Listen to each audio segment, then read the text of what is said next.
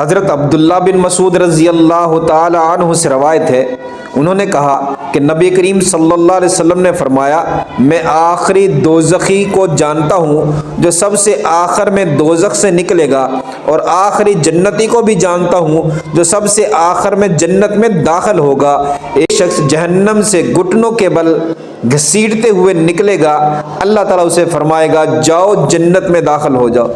وہ اس جنت کے پاس آئے گا تو خیال کرے گا کہ وہ تو بھری پڑی ہے، چنانچہ وہ واپس آ کر اللہ سے عرض کرے گا، اے میرے رب، میں نے اسے جنت کو بھرا ہوا پایا ہے۔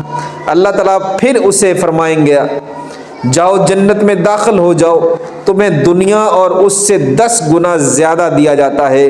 وہ کہے گا، اے میرے رب، تو میرا مذاق اڑاتا ہے، حالانکہ تو شہنشاہ ہے۔ اس وقت میں نے رسول اللہ صلی اللہ علیہ وسلم کو دیکھا، آپ اس بات پر ہنس دیے اور آپ کے اگلے دانت مبارک ظاہر ہو گئے۔ کہا جاتا ہے کہ وہ جنت میں سب سے کم درجے والا شخص ہوگا۔